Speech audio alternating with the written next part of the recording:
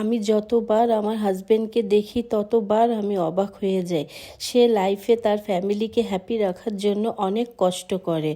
আজকে সে বিজনেসের কাজে বাইরে যাচ্ছে, তো আজকে কি কি রান্না করে তাকে খাইয়ে দিয়েছি সেই ভিডিওটা তোমাদের সাথে শেয়ার করছি।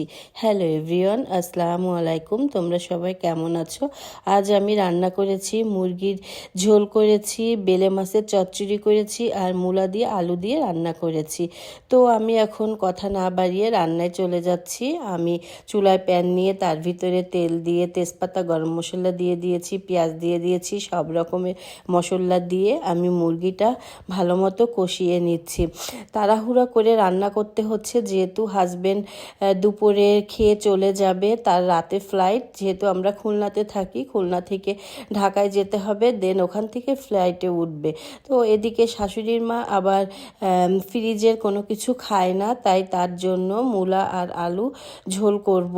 তারপরে মুরগিটাও এদিকে কষানো হয়ে গিয়েছে। দেশি মুরগি তো একটু শক্ত থাকে, যার কারণে আমি প্রেশার কুকারে দিয়ে দিচ্ছি। প্রেশার কুকারে দিয়ে 3-4টা সিটি দিয়ে দিলে আমার মুরগিটা সিদ্ধ কমপ্লিট হয়ে যাবে রান্নাটা। এদিকে মূলাটায় কষানো হয়ে গিয়েছে, আমি ঝোলের পানি দিয়ে দিয়েছি। একটু কড়া ঝাল দিয়েই রান্না করব আজকে।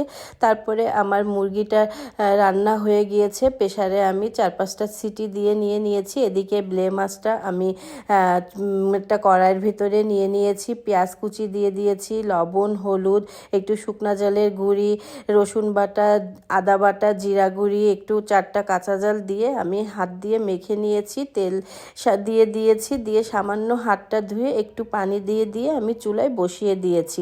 বেলে মাছটা আমি অতটা পানি দিইনি, কারণ মাছটা একটু নরম টাইপের মাছ তো, যার কারণে সামান্য পানি দিয়ে বসিয়ে দিয়েছি।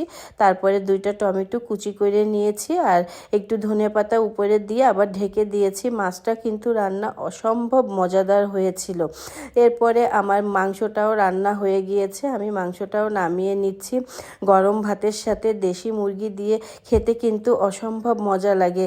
এর হাজব্যান্ডও বাসায় চলে আসছে, সেও তাড়াহুড়া করছে, বলছে তাড়াতাড়ি খাবারটা দাও, আমার দেরি হয়ে যাচ্ছে। তাই তাকেও খাবারটা দিয়ে দিয়েছি। সে নিজেই নিয়েছে, নিয়ে খেয়ে সে তাকে বিদায় দিয়ে তারপরে আমি আসছি খেতে। আমি নিজে খাচ্ছি আর বাচ্চাকে খাইয়ে দিচ্ছি।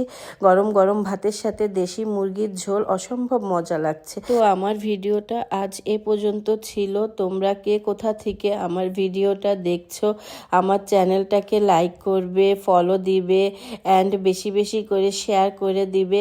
আর কে কোথা থেকে দেখছো কমেন্টের মাধ্যমে জানাবে। আমার ইউটিউব চ্যানেলটাও সাবস্ক্রাইব করে দিবে। আল্লাহ হাফেজ।